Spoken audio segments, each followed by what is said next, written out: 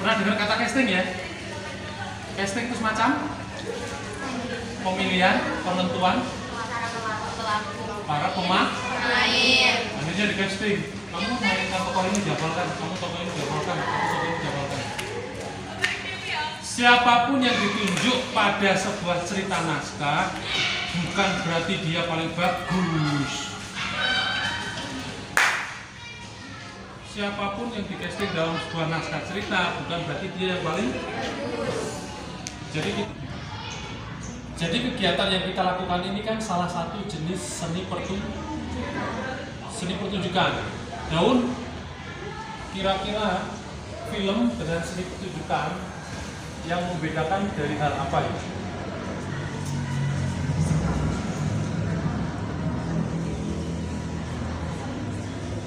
Kalau seni pertunjukan kita lihat di atas panggung, namanya seni pertunjukan, berarti kelihatan langsung. Tapi kalau materi film dan semacamnya itu jurusannya orang-orang itu merah putih itu jurusan perfilman. Kalau nanti kau tanya film, mereka tahu. Film itu materi yang ada di benda mati, yang namanya layar, ini layarnya. Kita nonton berapa-berapa ke dunia. Oh, film, kan medianya layar ya. Layar ini tidak bisa disebut materi seni pertunjukan karena kita melihat benda mati, benda diam, saya ngubah gambar itu. Tapi ini adalah seni pertunjukan. Seni pertunjukan itu berarti ada materi yang ditunjukkan di atas panggung ini. Jadi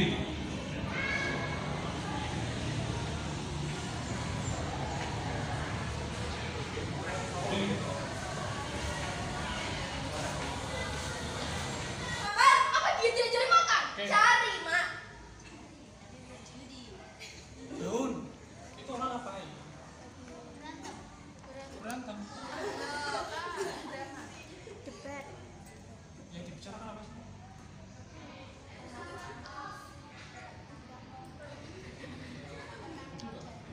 Apa?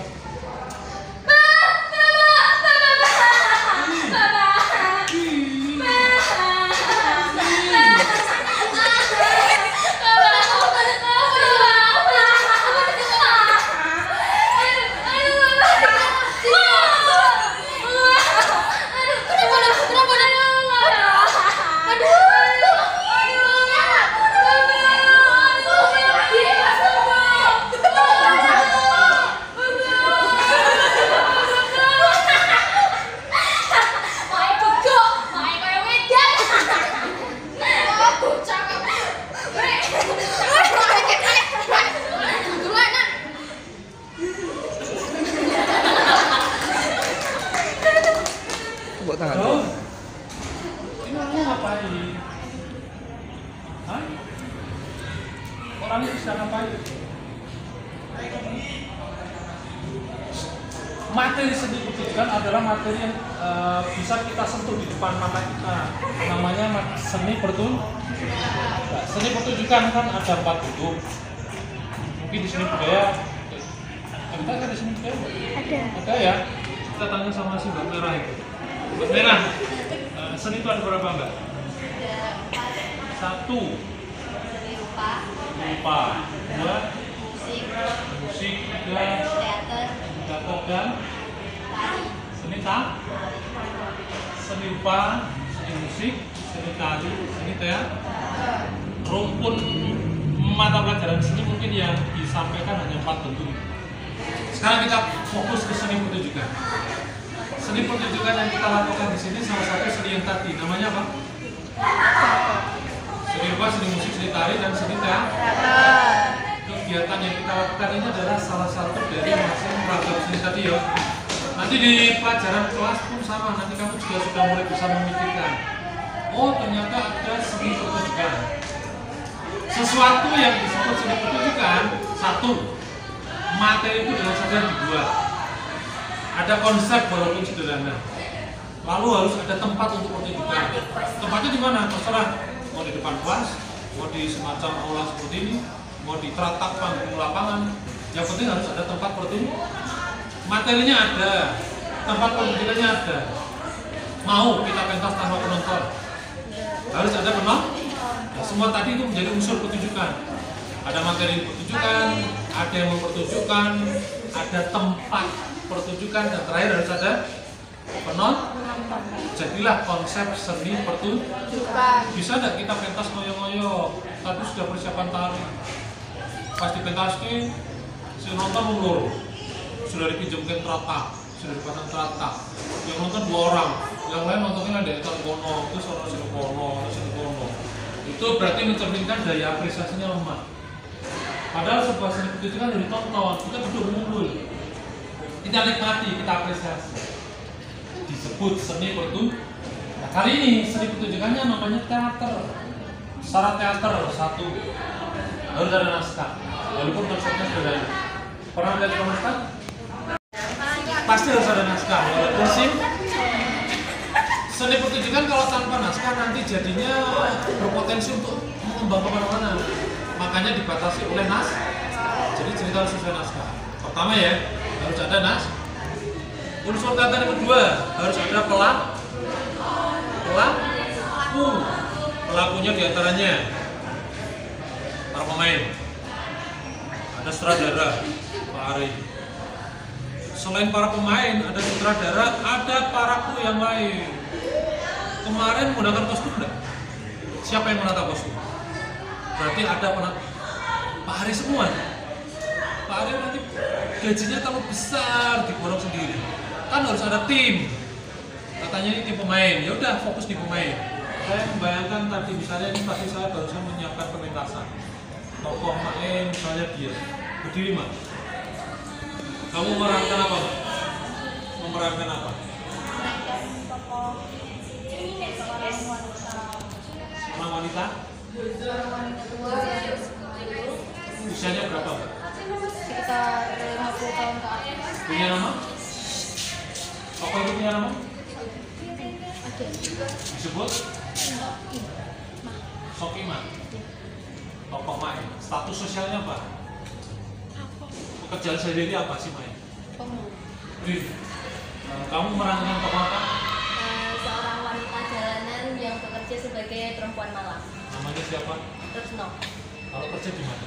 Kalau kerja di kayak di bar. Di bar. Ya enggak di bar. Kerjaannya yang kayak gitu ya? Saya jadi tokoh laki-laki itu Panut, laki-laki. Umurnya berapa? 17-18 tahun. Panut itu seperti apa? Panut itu laki-laki berandal, nakal, jahil, dia anak pan, dipungut sama anak. Ketemu Mae di mana? Dia habis tawuran, kebacok, Mae yang nolongin, dirawat sampai sembuh. Terus tokoh Panut itu dalam cerita ini menceritakan tentang apa? Ya, anak laki-laki yang nggak mau kerja, sukanya nyopet, maling. Ya, Oke, sip. Jadi ada para pemain ya, yang disebut para pemain. Siapa pelaku teater tadi? Pelaku teater 1, sutradara. Setelah ada sutradara, ada para pemain ya. Pemain sebuah pertunjukan teater itu kira-kira berapa sih? 3, 2. Sesuai isi naskah. Pernah membaca naskah drama? Nanti sekali-kali coba cari sebuah naskah drama ya. Kan naskah drama itu kan banyak. Jangankan naskah drama, sebuah film pun kadang kan setiap film tokoh-tokoh jumlahnya kan beda-beda ya. Ada enggak sih sebuah film itu tokohnya cuma 1 tokoh? Kira-kira ada enggak ya? Tidak ada dan belum pernah menonton sesuatu yang berbeda ya. Duduk. Ada sutradara, ada para pemain. Setelah para pemain, mereka tolong disiapkan kostumnya. Kamu menata kostum ya. Tadi tokohnya apa? Karakternya apa? Perempuan tuh kerjanya apa? Nanti carikan kostumnya ya. Menata kostum. Ini penata kostum nanti. Kamu tadi tokoh apa? tokoh perempuan malam. Pekerjaannya apa? Carikan yang gitu-gitu ya. Ini penata kostumnya. Kamu jadi tokoh apa Mbak? Panut. Itu lo cowok loh ya, coba kayak rok. Dia cowok. Usianya berapa tadi? Nah, kalau Maya usianya berapa? pakaian Mae dengan pakaian yang lebih muda sama nggak ya? Menyesuaikan usia ya, menyesuaikan usia, menyesuaikan karakter sosial, latar belakangnya dan sebagainya ya. Artistik, ada penata kos, kamu penata makeup. Ini tadi tugasnya apa? Penata kos, menyesuaikan peran ya, kostumnya dicari ya, habis ini dikumpulkan. Kamu tugasnya apa tadi? Make, penata kostum, penata makeup. Kamu siapa namanya? Fafa. Fafa tugasmu menyiapkan alat-alat yang disebut properti. Fa. Dokter tuh kira-kira propertinya apa ya ketika bekerja? Terus Mbak Biru namanya siapa? Ya lah, kamu penata set lah, penata perlengkapan yang besar-besar lah. Contoh, tahu meja makan? Meja makan tahu ya? Sama dengan meja belajar? Sama. Meja makan sama nggak dengan meja kerja? Artinya setiap meja itu punya karakternya ya? Meja itu adalah set, benda besarnya. Lalu propertimu, tugasmu adalah mencari benda-benda yang di atas meja itu. Settingnya tadi siapa? Papa. Siapa namanya? Ella tadi disebut sebagai apa? Penata set. Apa itu set? Benda-benda pementasan yang besar. Ella menyiapkan meja, kursi, ceritanya di ruang makan. Meja kursi urusannya siapa? Properti di atas meja urusannya? Kamu siapa namanya? Pak, carikan benda-benda untuk setting meja makan. 1. Printer. Piring. Terus? Gelas. Terus? Oke. Benda apapun yang sekiranya sesuai dengan set tadi ya. Sudah dapat petugas ya? Ini siapa tadi? Sebagai? Make kostum. Nanti ketika besok pentas kamu sudah mulai ada gambaran ya. 1. Apa tadi? Penata? Kostum. Kamu sebagai penata? Makeup. Kamu sebagai penata? Properti. Kamu sebagai penata? Setting. Masih ada 2 lagi. Dihafalkan 4 tadi ya. Daun. Apa tadi? Apa bedanya properti dengan set? Yang cenderung set. Misalnya menghadirkan pintu. Pernah sebayangnya ada di atas bangunan ada pintu. Jadi kalau benda pertunjukan itu cenderung besar, itu masuk ranahnya setting. Karena namanya besar ya. Ini yang kecil, properti. Penata musik. Siapa namanya? Ini yang rumahnya mana? Orang Ayu. Kok sama? Itu penata apa tadi? Musik. Waktu pementasan itu ada musiknya ya? Atau apapun itulah yang digunakan untuk jadi pengiringan adegan. Yuk, kenapa? Kamu yang salah, bukan aku, Mak. Kamu bukan. Jangan berantem. Kita udah tahu ya alat musiknya apa ya, pokoknya pengisi suasana itu ya. Kalau adegannya rame, jadi musiknya agak mengacaukan karena adegannya rame. Kalau adegannya romantis kan nggak mungkin kayak gitu sih. Masa romantis di taman, atau mungkin adegannya pas malam hari, ceritanya horor. Bisa bayangin malam hari.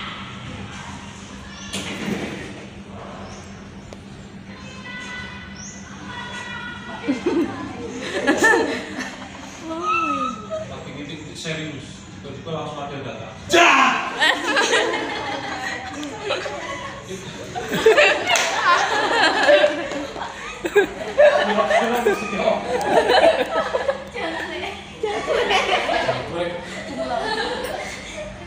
Apa tadi itu? Penata musik. Apa fungsinya penata musik? Menghadirkan musik-musik untuk mengiringi adegan itu ya. Tergantung adegannya ya. Kalau adegannya romantis, ya boleh ke lagu. Apa masih romantis kok?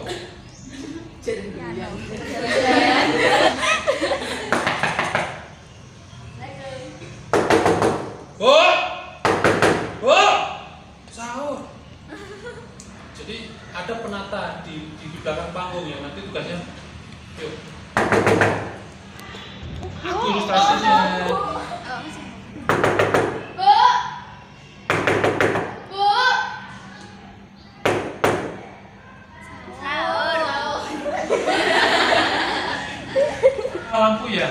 Kemarin waktu pentas di lapangan atau di kelas? Oh, di lapangan. Kalau di lapangan nggak mungkin pakai lampu ya. Ini sebenarnya kita mau latih di ruang ini. Ini teman-teman SMK 1 kan kalau latihan biasanya di sini. Tapi Pak Adik, ruangannya sudah di set untuk tes. Jadi saya mau mengganggu nanti di mari panitia. Sebenarnya kami mau melihatkan salah satu kumpulan pertunjukan tadi, bahwa untuk menyiapkan sebuah pertunjukan harus ada para pemain. Setelah mereka menghafalkan naskah, Mbak, pakai kostum, carikan kostumnya. Kita sudah ada kostum. Untuk menghemat waktu, kita langsung aja di sini. Pernah tahu apa tadi? Nah, silakan di make terapi, caranya dia terkesan. Kamu jadi tokoh apa sih? Perempuan malam.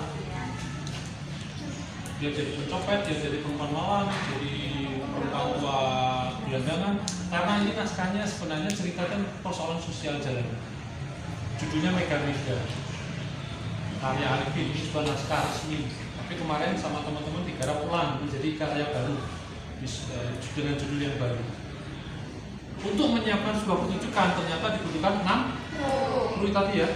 Penata, Kostum, makeup, properti, setting, musik, lagi. kalau pertunjukannya di indoor ya. Kalau pertama teater harus ada naskah. Walaupun kecil naskahnya harus ada. Setelah ada naskah ada para pelaku. Para pelakunya siapa tadi? Sutra. Ada para pemain. Pelakunya nanti ada 3 ya. Ada sutra. Ada para pelaku. Pelaku itu para pemain ya. Berapa para pemain pertunjukan teater? Sesuai naskah. Bisa 2, bisa 3. Ada nggak sih pertunjukan teater pemainnya cuma 1? Dia pentas sendiri kok. Ada nggak ya? Orang saya cari kelas, terus pentas sendiri kalau gitu. Ada nggak? Ada. Ya. Namanya? Monolog. Lawannya monolog, dia. Kalau naskah dialog itu berarti pasti ada 2 atau lebih. Sedangkan lah terus piye pentasnya Pak? Mosok monolog sendirian? Ya udah sendirian. Jadi dia seperti cerita mendongeng.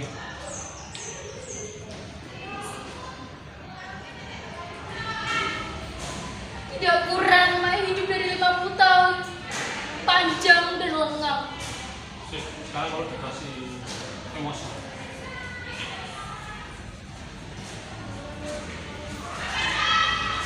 Mai hidup tidak kurang dari 50 tahun. Panjang dan lengkap. Mai kesepian. Mai kesepian sebagai perempuan dan manusia. Monolog itu sebuah pentasan dimainkan sendiri dan dia menciptakan suasananya sendiri.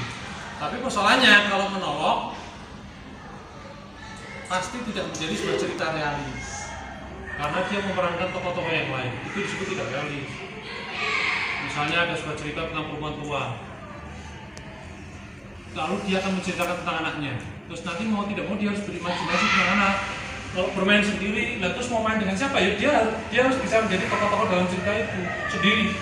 Ketika dia tadi jadi seorang ibu, saya punya anak, dia meninggal waktu itu di sungai dan saya tidak sempat meraihnya. Terus dia jadi si anak yang tenggelam.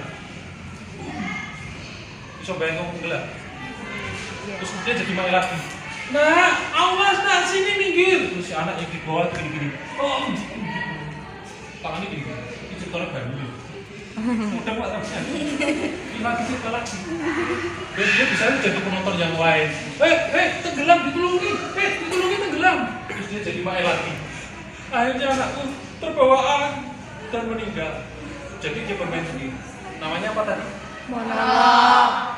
Makanya kalau orang bisa bermain monolog, imajinasinya harus tinggi. Karena dia harus pandai membangun cerita dari tokoh 1, tokoh 2 dan sebagainya. Para pelaku, sutradara, para pemain, dan satu lagi adalah para kru proses teater kan harus dari naskah. Nanti bisa dibantu sama Pak Ari, disiapkan satu naskah. Sudah dibuka naskahnya? Ada berapa halaman? Dibuka, coba dilihat halaman belakang. Dibuka halamannya kok dipas-dipas. Ada berapa halaman? Dibuka halaman 76. Halaman 76.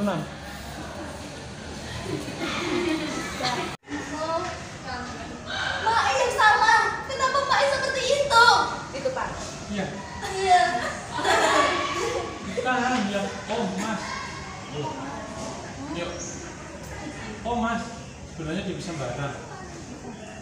Oh mas, sebenarnya dia bisa barang loh. Suaranya itu bagus. Terus? Retno, kenapa kau tidak barang saja? Nah, kau bisa barang. Retno, kau bisa barang? Ah, kecil. Retno itu sudah bisa, Mak.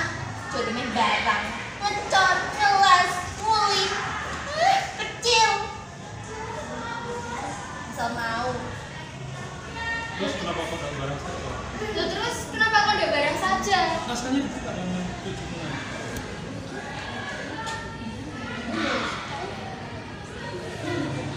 Aku tidak barang saja. Ah, sama aja, Mak. Sama Edan. Tidak sama. Kalau kamu barang, kan hitung-hitung kamu bisa masuk radio, masuk TV, ketemu Pak Presiden. Nanti kamu terkenal, punya uang banyak.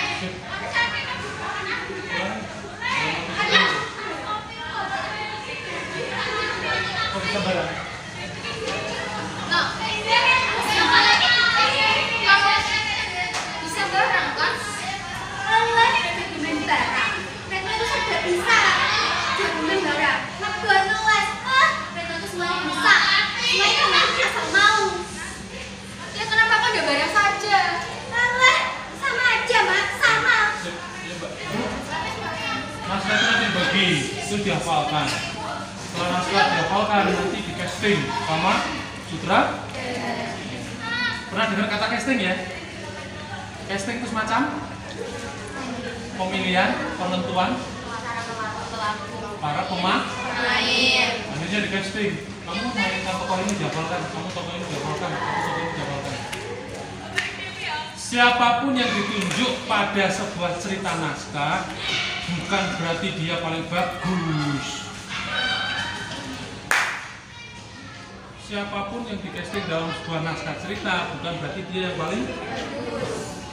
Jadi kita jangan pernah berpikir tentang sesuatu yang kurang dan tidak. Siapapun yang di-casting itu bukan karena dia, ini bukan sepak bola.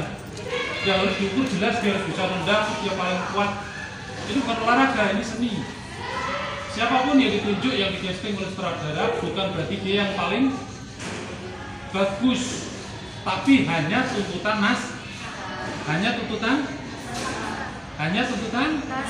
contoh. Misalnya ada satu naskah yang diminta yang memang paling gemuk. Karena naskah ceritanya adalah si Rini Bombong. Jadi ada sebuah naskah judulnya Rini Bombong. Tokoh ceritanya dia gemuk. Kan nggak mungkin yang di casting yang kering. Siapapun yang di casting rata-rata hanya karena kebutuhan naskah. Jadi tidak ada alasan ketika kita tidak di casting berarti tidak bagus. Enggak. Sebuah naskah itu membutuhkan kondisi-kondisi tertentu. Siapa tahu nanti di naskah lain kan kita bisa juga kalau memang Pak. Karena ini seni peran bukan seni film. Ini bukan sinetron. Yang dari sinetron 1, 2 tokoe kuwi. Oh, berarti orang itu hebat. Dia bisa memainkan banyak karakter. Memainkan satu karakter itu berat. Butuh konsekuensi tinggi. Contoh misalnya dia harus mendalami peran perempuan jalanan, ya cari referensi perempuan jalanan. Nggak bisa kan kita main, kamu di casting jadi perempuan cari pemulung. Mau kotor. Mau memerankan tokoh cerita pemilih itu. Seni peran itu bukan berarti saya harus menjadi raja atau jadi rakyat. Seni peran itu adalah seni penguasaan karakter. Kita tidak bisa dibatasi. Jadi peran apapun harus siap. Itulah yang namanya pemain. Ini bukan sepak bola yang fokus di striker depan, yang fokus di gawang, kiper atau yang fokus di belakang. Kalau pemain bola harus fokus. Striker di depan. Nggak bisa striker taruh di belakang atau back kiper taruh di depan. Tapi ini sini peran berpotensi banyak kesempatan. Misalnya besok yang saya ada naskah cerita tentang misalnya judulnya misalnya ada sebuah naskah cerita namanya Ucrit, tokohnya kecil karena dia pelipis kecil, ya pasti yang di casting kecil, nggak mungkin yang di casting si gendut tadi. Artinya peran adalah penyesuaian kebutuhan jadi siapapun yang casting bukan berarti dia bagus atau tidak bagus, tapi penyesuaian kebutuhan besok ada naskah yang tokoh utamanya tegar ya boleh. Besok ada tokoh yang kalem, anggun, ya boleh menyesuaikan naskah sudah, para pemain sudah, tempat sebuah pertunjukan harus ada tempatnya di mana? Bisa nggak pementasan teater di sini? Itu bisa jadi sebuah panggung. Ini kan kebetulan ada peninggian ya. Istilah panggung itu memang harusnya ada peninggian. Jadi pentas panggung kan bisa ya. Tapi sayangnya yang ini tidak efektif. Besok tolong ini digaji, dipinggirkan sana ya. Bisa sih? Bisa. Kalau ini dijadikan tempat pertunjukan, ini merusak suasana. Pentas drama di mana? Di lapangan boleh? Ya, sebenarnya boleh. Di depan, di gedung aula boleh. Untuk saya biasakan teman-teman kita mengenal yang namanya konsep panggung studio. Jadi disebut konsep panggung studio sama dengan teman-teman film. Itu gedung gedung film. Kalau kamu nanti kelak tertarik masuk SMK sini, itu ada kita punya jurusan perfilman. Itu merah putih itu teman-teman. Kalau mengadakan kegiatan pengambilan gambar ya di ruang studio, lebih dekat. Misalnya seruang ini loh, itu lebih asik. Penonton bisa langsung lihat yang main di situ, berdiri mbak. Kan kita bisa menikmati ketika mereka berantem, lihat ekspresinya. Apalagi nanti ketika adegan tampar mbak, waktu sampai berdarah-darah, tamparnya yang keras ya. Terus ininya nanti giginya lupa. Nah, dari itu masih ngerti, itu ditampar. Tapi itu sebenarnya yang teknik, hanya teknik tok, pak. Seperti ini namanya. Ini, lihat nih. Nungguinnya.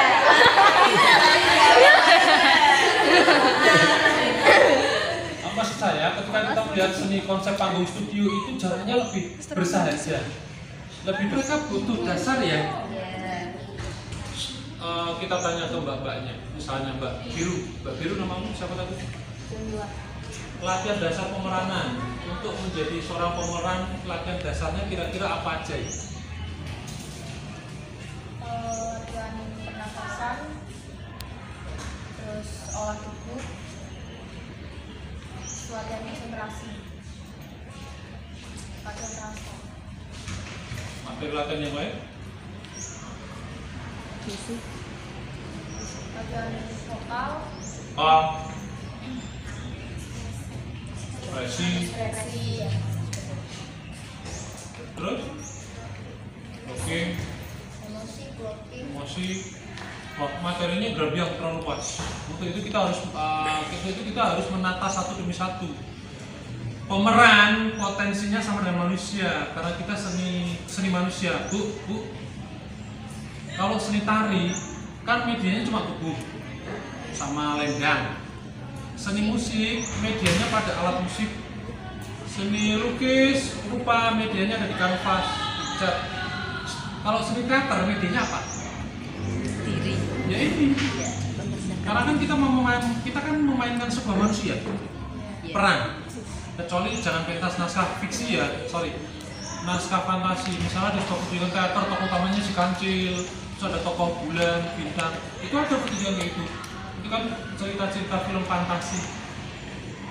Kita membicarakan tentang teater drama. Ada latihan dasarnya sama, nanti kita harus mengoptimalkan 3 ini ya. Informasi terakhir, nanti besok kalau memang ada kesempatan kita latihan ini Bu. Ada potensi fisik, ada potensi pikiran, ada potensi rasa. Potensi fisik itu tubuh. Dan nanti ketika dia memerankan tokoh perempuan tua tubuhnya harus seperti apa? Sama enggak? Tubuh perempuan tua dengan tubuh perempuan itu tadi apa? Tokoh apa? Si merah itu? Perempuan malah, bisa bayangkan perempuan nakal ya? Itu perempuan nakal itu. Atau bisa bayangkan si Mbak ini tadi menjadi apa? Tokoh siapa? Tukang, preman. Bisa membayangkan fisiknya. Kita untuk bisa memainkan satu tokoh kan harus menyiapkan diri ya, fisikmu dulu ya. Karakternya seperti apa? Terus kemudian persiapkan potensi pikiran. Ini berkaitan dengan naskah. Bisa nggak kita memainkan drama naskah apa-apa? Kemarin pakai naskah nggak? Kalau kemarin hanya sifatnya hafalan mungkin boleh. Tapi kalau ini kan mereka pakai naskah, tidak bisa lupa naskah. Termasuk nanti naskah monolog yang panjang. Mbak, oh ya salah. Bukan aku. Kamu. Bukan. Kamu ya kamu. Bukan aku, tapi suamiku. Tapi kan kamu ibunya. Tapi kan dia bapaknya, dia dengar saya makan. Teks ini kan hafalan sebenarnya. Karena kita sudah paham mempelajari naskah itu berkali-kali. Sehingga kalau naskah ini hafal, kita bisa eksplorasi. Kita ganti adegan, tidak di sini.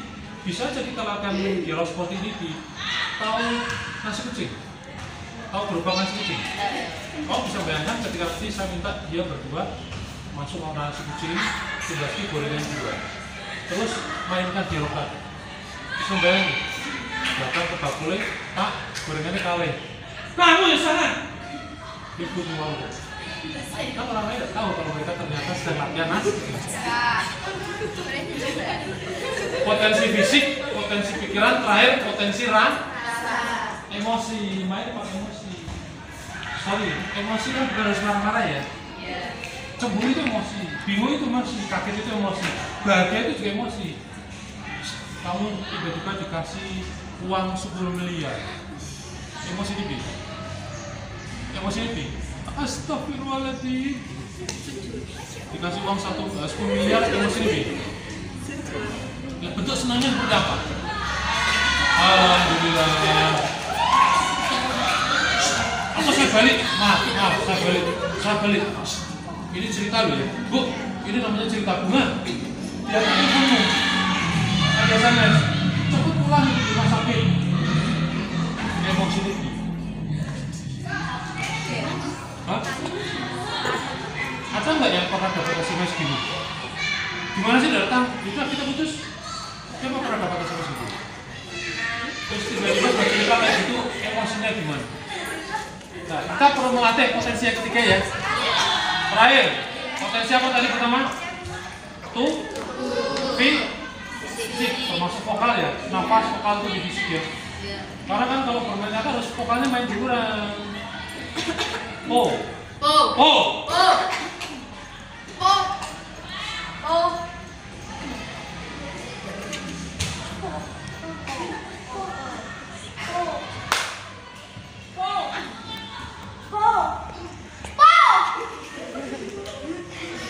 Jangan.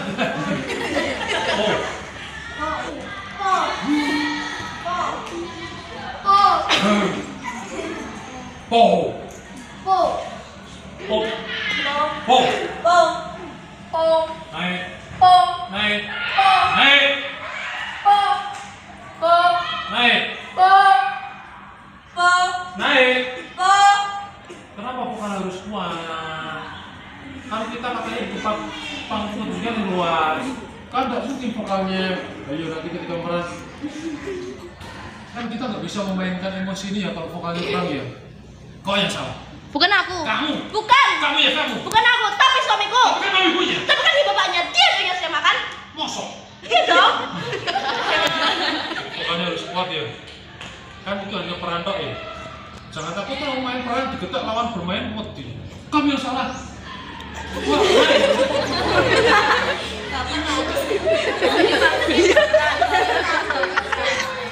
ya harus siap emosinya ya. Oke, sementara untuk hari ini tadi Bu.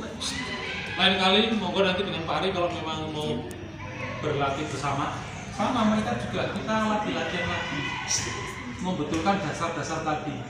Satu, latihan konsentrasi. Bermain tadi kalau tanpa konsentrasi tinggi tidak bisa. Konsentrasi itu tentang fokus. Tidak bisa main tiba-tiba menjadi fokusan. Harus konsen pada peran. Walaupun kita lari dialog, lupa dialog itu harus fokus. Tidak bisa latihan cengar-cengir. Fokus, konsentrasi. Lalu latihan nafas. Kenapa kita perlu latihan nafas? Karena nafas itu kaitannya dengan vokal. Tidak bisa segitu. Vokalnya nanti dirubah. Nanti kalau saya teriak kalau besar, ambil. Fisik, vokal, tubuh, konsentrasi dan sebagainya. Nanti kalau memang berlatih, silakan bergabung lagi. Sementara itu terima kasih untuk hari ini. Ada yang ditanyakan, ini sudah 7:30. Rumahnya mana? Ini yang paling jauh rumahnya mana? Nanti bisa dibantu dulu dengan Pak Ari di sekolahan. Pak Ari nanti bisa membangun latihan dasar dulu tubuh. Bu, seni peran harus lebih ekstrim daripada teman-teman basket. Basket itu hanya olahraga tangan. Apa boleh basket pakai kaki? Jadi potensinya hanya sebagian. Tapi kalau seni teater yang digerakkan seluruh tubuhnya, pemain teater harus bisa menjadi penari karena teater juga latihan nari. Karena dalam rangka membentuk tubuh. Pemain teater juga harus seperti penyanyi, yang vokalnya harus wow, karena memerankan tokoh. Makanya orang teater itu biasanya lebih cerdas, kreatif, lebih liar. Dia bisa menari, jadi penari, dia bisa menjadi pemain musik kalau punya vokal yang kuat, dia bisa menjadi perupa, membuat setting, panggung dan sebagainya. Makanya seni teater disebut seni yang paling kompleks. Seni teater itu seni yang paling memakan seni yang lain. Gitu. Terima kasih untuk hari ini. Jelas ya. Kali itu tentang konsentrasi. Gak mungkin kalau kita latihan teater waktu habis. Karena dalam berteater kan kita harus fokus dialog, harus fokus sama blocking. Itu butuh konsentrasi tinggi. Yang namanya anak teater, saya harap harusnya dia cerdas. Cerdas dengan pintar sesuatu yang beda. Cerdas dengan pandai itu sesuatu yang berbeda. Pandai itu lebih ke pengetahuan. Kalau kecerdasan itu lebih ke hati, rasa. Untuk bermain teater itu dibutuhkan konsentrasi dalam. Satu, dialog. Ini.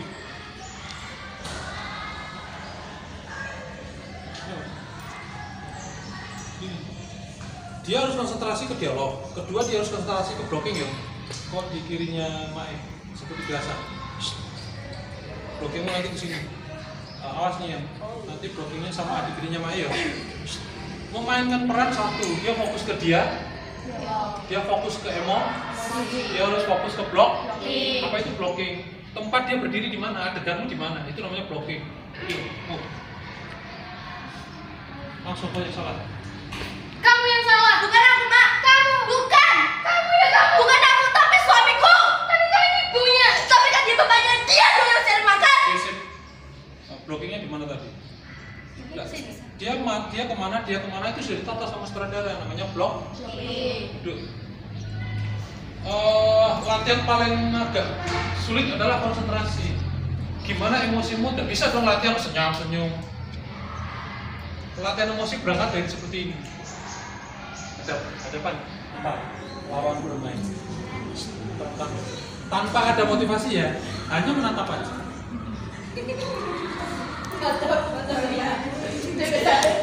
Serius.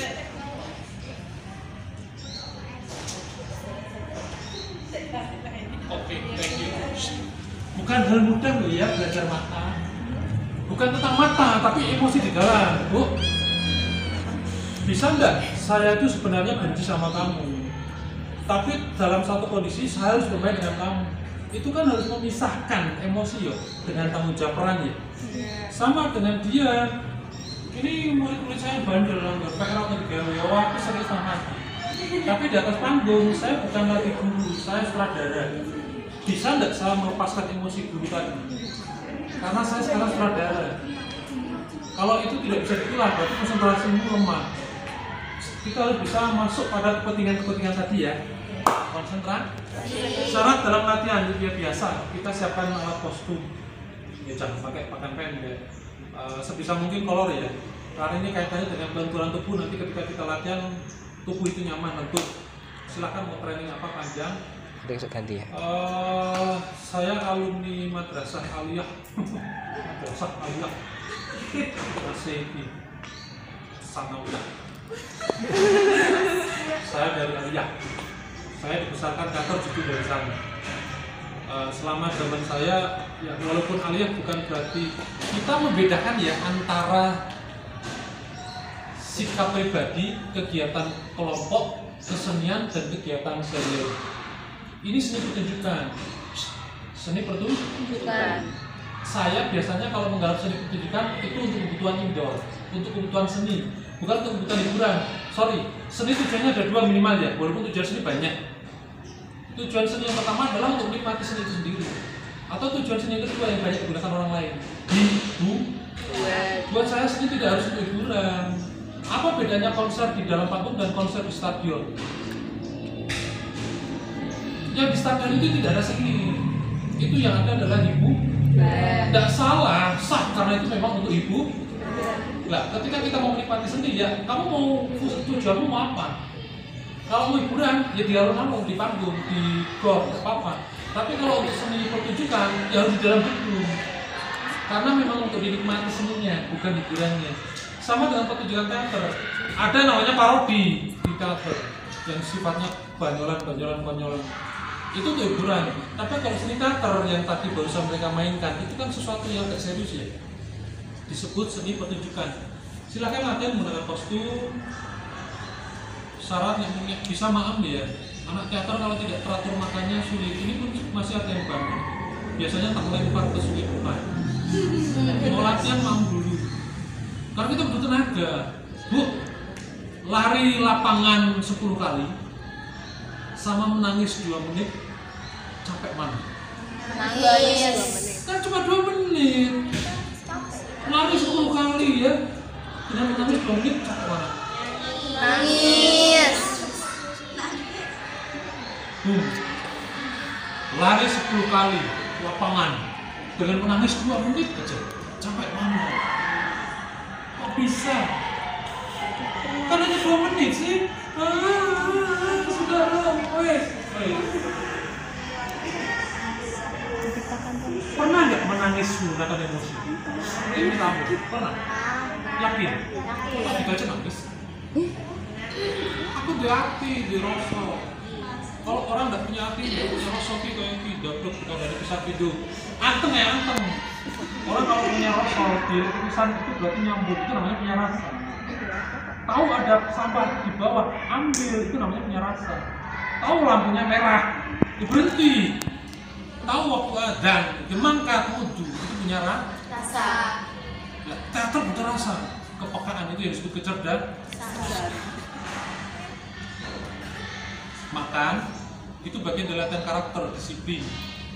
Tidak bisa latihan mau emosi, makanya pucuk. Ujung-ujungnya nanti setelah latihan langsung tiba-tiba lemes. Jangankan teater, latihan basket aja capek, apalagi teater. Itu lebih melelahkan karena otakmu dipaksa untuk mikir banyak hal. 1, mikirin naskah, mikirin blocking ini, mikirin nanti hadapnya kemana, mikirin nanti properti yang mau dilempar apa, mikirin nanti emosinya seperti apa. Kan kenceng gitu. Setelah tes capek enggak? Apalagi main teater. Makanya pola makan di fisik, kostum oke, materi nanti tergantung si pelatih ya. Tidak ada salah pokok, yang penting rutin. Latihan jangan bolong-bolong. Kayak pemain atlet itu. Latihan harus disiplin ya. Sekarang datang, besok enggak. Sekarang datang, besok enggak. Tidak bisa. Nanti lupa. Kemarin dialognya sampai mana enggak datang. Sementara itu Pak Arif ada tambahan? Itu aja dulu. Selamat sore. Assalamualaikum warahmatullahi wabarakatuh. Waalaikumsalam warahmatullahi wabarakatuh.